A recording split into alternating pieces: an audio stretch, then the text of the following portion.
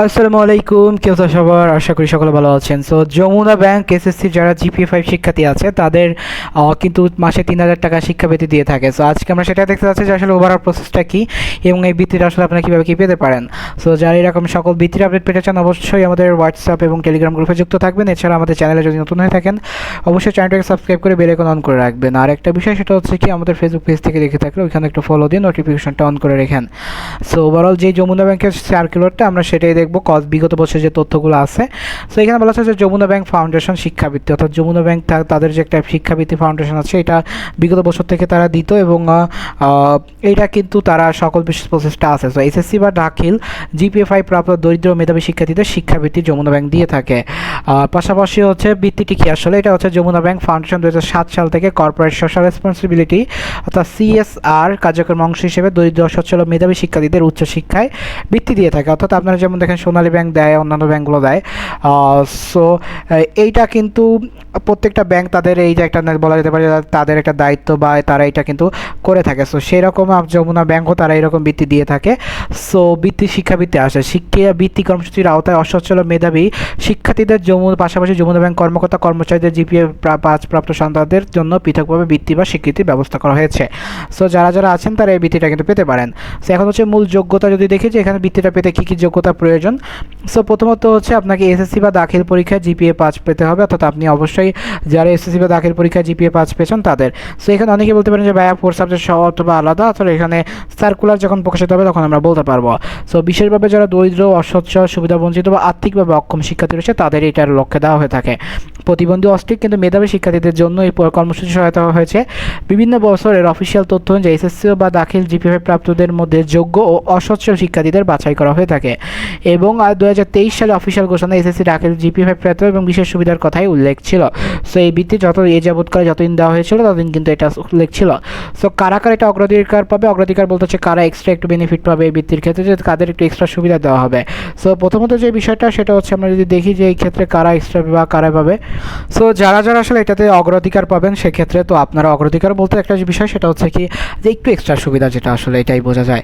So main যেটা concept সেটা হচ্ছে কি অগ্রাধিকারের ক্ষেত্রে দরিদ্র, অসচ্ছল মেধাবী শিক্ষার্থীরা পাবেন, সুবিধাবঞ্চিত মেধাবী শিক্ষার্থীরা পাবেন, প্রতিবন্ধী এবং অটিস্টিক মেধাবী শিক্ষার্থীরা পাবেন, এসএসসি বা দাখিল জিপিএ 5 প্রাপ্ত শিক্ষার্থীরা পাবেন এবং যমুনা ব্যাংকের যে কর্মকর্তা কর্মচারী আছে তারা জিপিএ 5 প্রাপ্ত সন্তান পৃথক ক্যাটাগরিটা পাবেন। শুধু জিপিএ 5 পেলেই না, আর্থিক অসচ্ছলতা এবং মেধা নির্ধারিত নির্বাচনী মানদণ্ড বিবেচনা হবে। অর্থাৎ আপনি শুধু জিপিএ 5 পাইলেন তাতে হবে না, আপনাকে কিন্তু মেধাবীও হতে হবে। এবার যে বিষয় সেটা হচ্ছে কি 4 নম্বর বৃত্তিতে কী ধরনের আর্থিক সুবিধা রয়েছে। তো বৃত্তির জন্য আবেদন রয়েছে। প্রথম হচ্ছে বৃত্তির আর্থিক সুবিধা ঐতিহাসিক বা অফিসিয়াল তথ্য অনুযায়ী প্রকাশিত যে তথ্য 2017-18 সালের অফিসিয়াল তথ্য অনুযায়ী ছিল হচ্ছে যে বই বাবদ আপনাকে 5,000 টাকা এবং আপনার কনভেন্স বাবদ 2,000 টাকা এবং মাসিক বৃত্তি হচ্ছে 1,000 টাকা। সো লাস্ট যেই সার্কুলারটা এসেছিল সেটা অনুযায়ী ছিল হচ্ছে মাসিক হচ্ছে আপনাকে বই বাবদ বাৎসরিক 5,000 টাকা দেওয়া হবে, কনভেন্স বাবদ হচ্ছে 1,000 টাকা এবং মাসিক বৃত্তি দেওয়া হবে 3,000 টাকা। সো এই নতুন বিজ্ঞপ্তি যখন 26-এ প্রকাশিত হবে আমরা তখন আপনাদের বলে দিতে পারবো যে কত টাকা বা এক্সাক্ট কত কি দরকার আছে।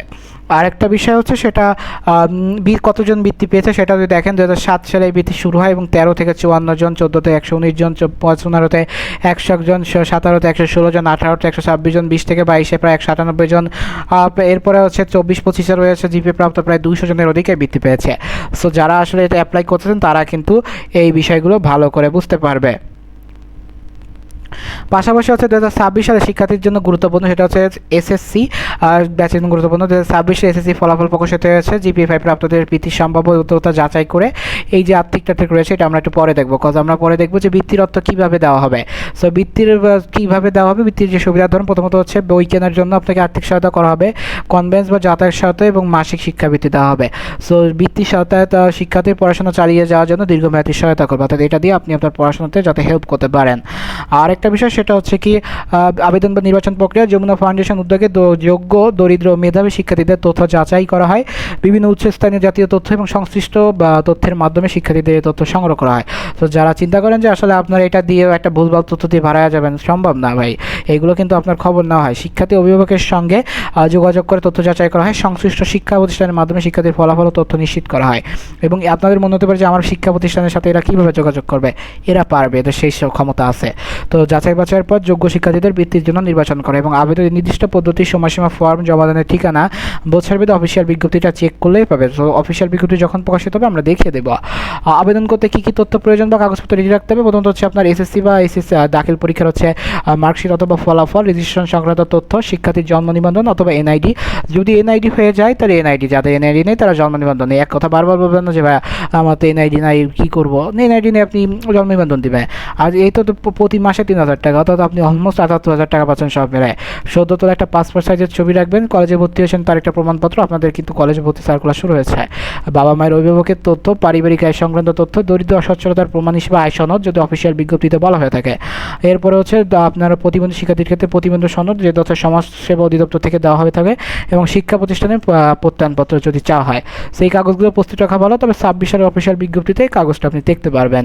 আবেদন করার আগে অবশ্যই যাচাই করবেন যে আবেদনের 5টি বিষয় অবশ্যই দেখুন, সেটা হচ্ছে আবেদন শুরুর তারিখ, আবেদন শেষ তারিখ, যোগ্যতা, প্রয়োজনীয় কাগজপত্র এবং হচ্ছে আপনার জমাদানের নির্ধারিত ঠিকানা। তো শুধু সামাজিক গণমাধ্যমে পোস্ট দেখে আবেদন করবে না, যমুনা ব্যাংক বা ব্যাস যে ফাউন্ডেশন সর্বশেষ অফিসিয়াল বিজ্ঞপ্তি আপনি যাচাই করবেন এবং আমরা এই সার্কুলারটা জানিয়ে দিব যখনই আসলে বিজ্ঞপ্তিটা প্রকাশিত হয়। যদি এবছর হয় আমরা কিন্তু তথ্য পেলেই আপনাদের জানিয়ে দেবো।